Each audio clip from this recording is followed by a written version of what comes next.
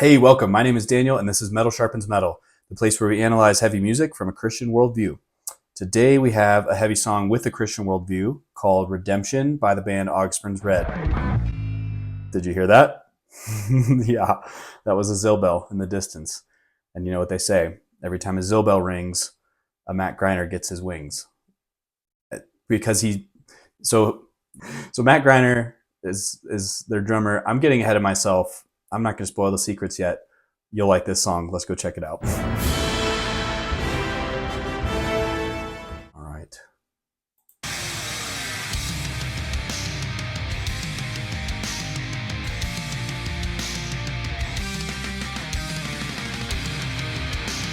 That sound is a sampled China cymbal. Oh my gosh. So many memories.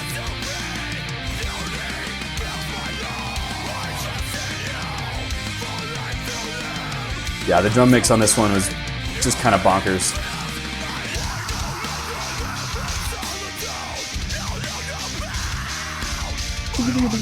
Oh.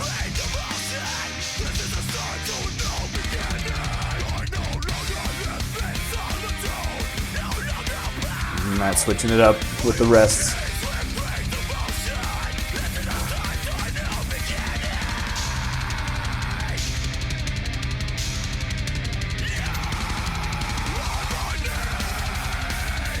Gotta have some two-step action in their songs.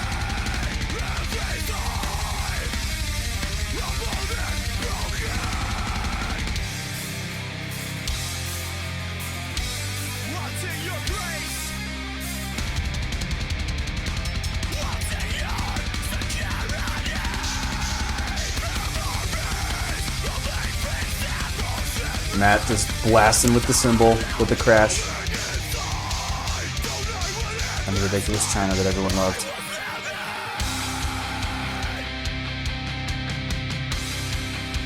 Alright.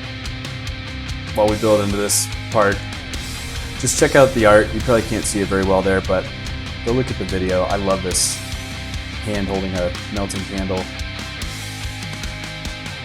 Like that is the message, right?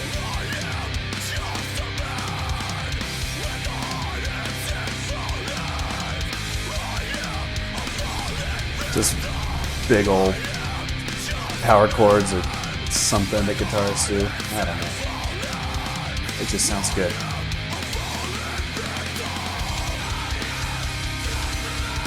Man, I loved their gang vocals back then. They sounded so raw.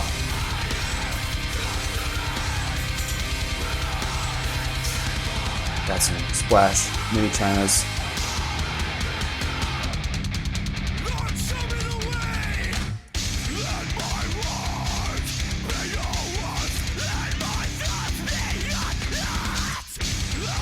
So good.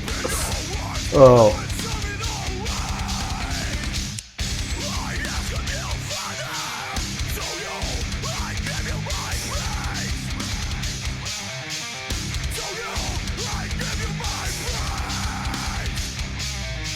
I don't know if you can hear that. There's Dustin with the...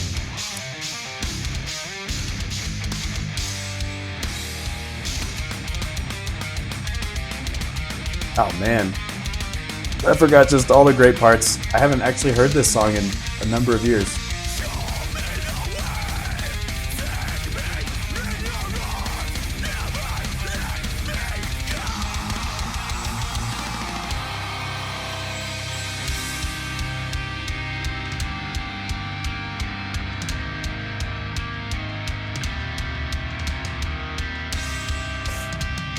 Man. You want a way to make metalheads tear up in the pit? This is how you do it. They're just so energetic and yeah, had so much passion.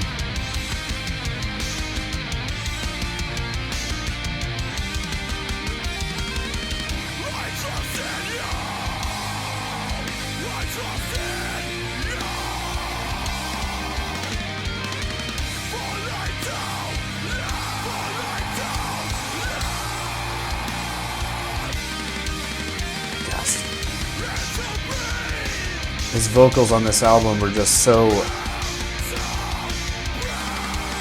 like, he just was giving it his all in every moment, you know?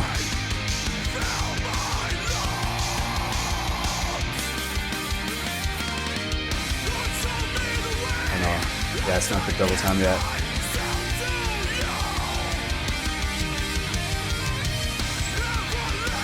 Do you hear that?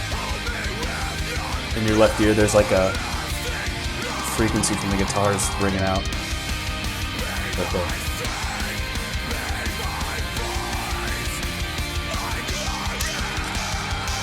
And that with all the 3/4 polyrhythms that the world ever needed.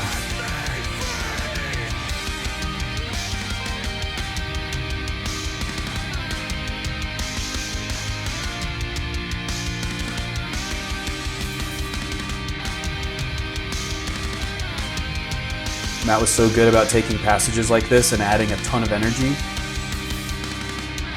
just by changing up the drums. Like, it'd be the same part 2 times, but he would do drum part differently. And yeah, man, this album.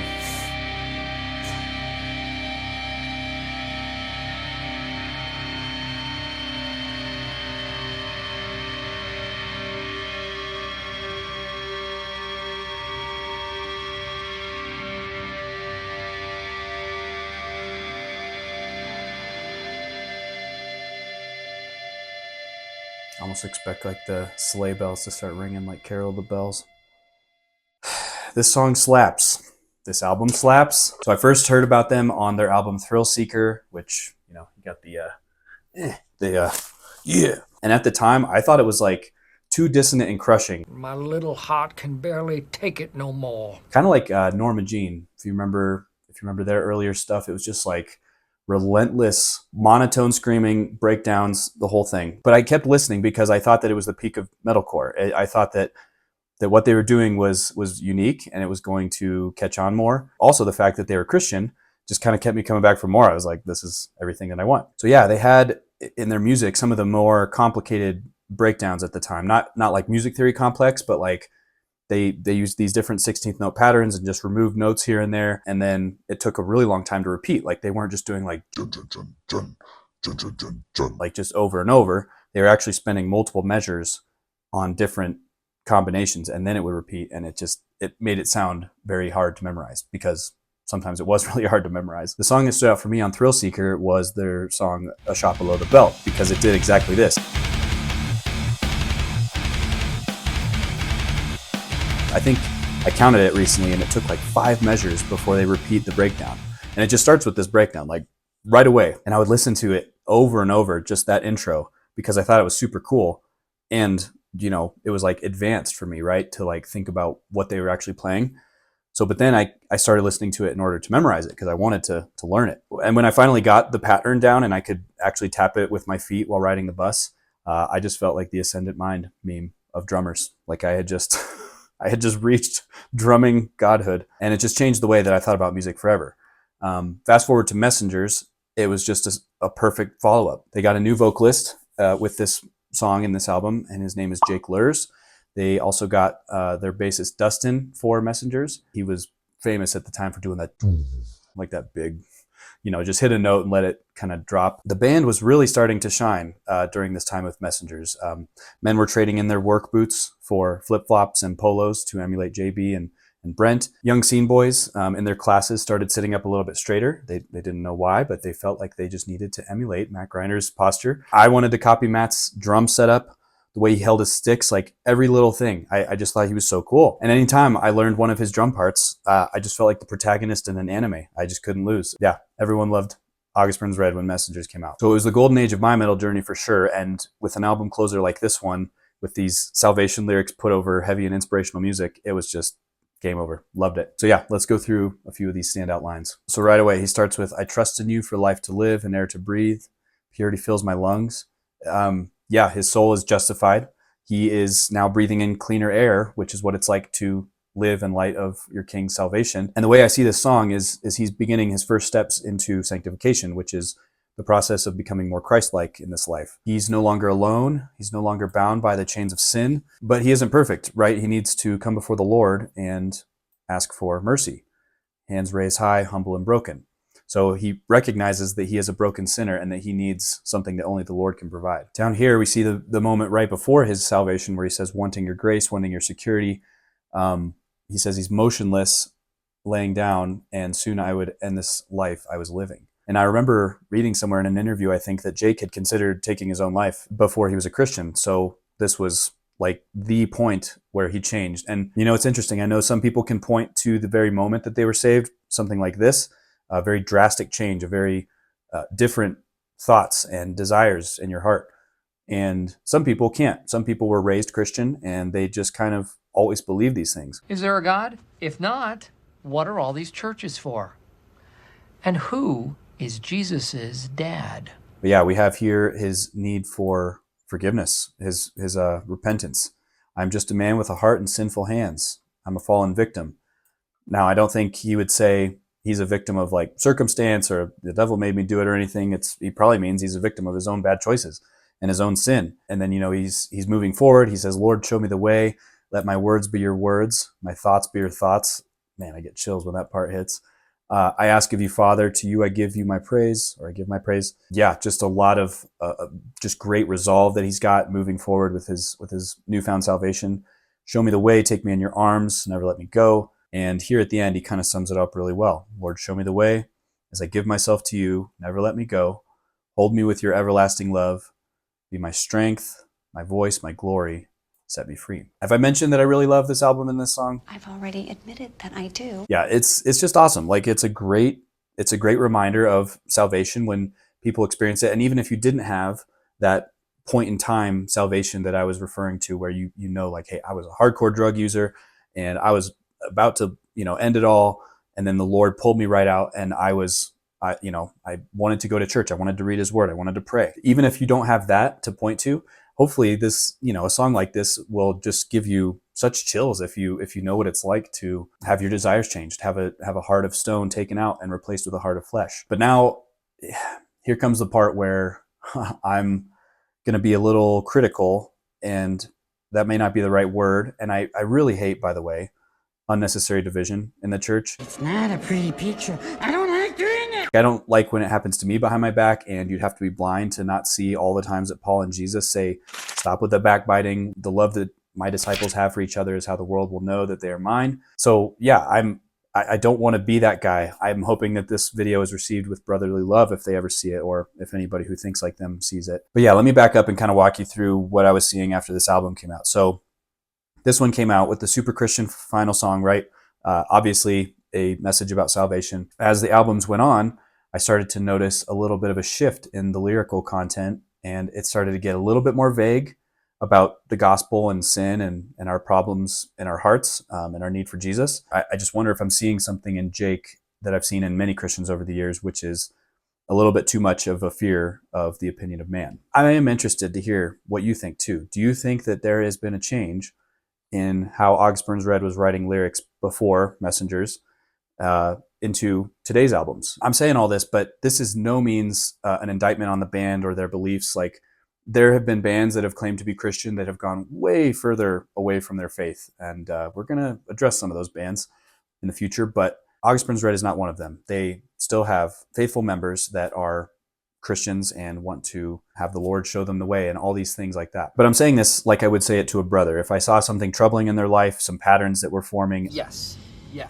Pattern.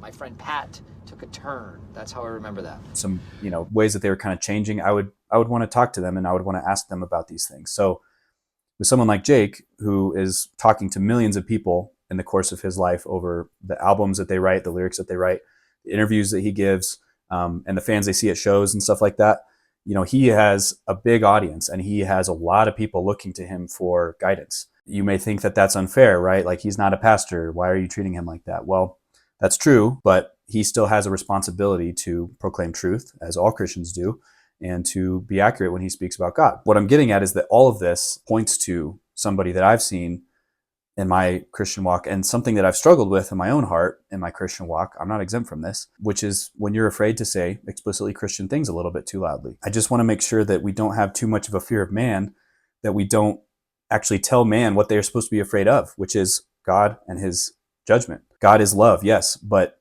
God also loves by being just in his world, and God will not abide sin. God has made a way for sinners in this world to come to him through Jesus Christ, his son. As I've said before, part of the reason for this channel is to help strengthen the Christian in their faith while listening to bands that definitely do not share their faith. Just like Daniel in Babylon, God can raise people up even though they have an outspoken faith and they're in a culture that despises that faith. God can still raise them up through that, right? So thanks for sticking with me through that longer explanation. I have no beef with Jake, no beef with the band. I'm saying these things as though I were speaking to a brother in the Lord, and as if I were talking directly to Jake. I would want to tell him, hey, in your lyrics, I think that there is room for more clarity. I think there's a need for more clarity, despite what pushback may come. And the same goes for anyone else here who knows the Lord. There is just not enough time in our lives to dance around these issues when Jesus tells us to make disciples of the nations. So I hope this can encourage you to speak clearly and speak boldly, and I hope to see you next time. Bye.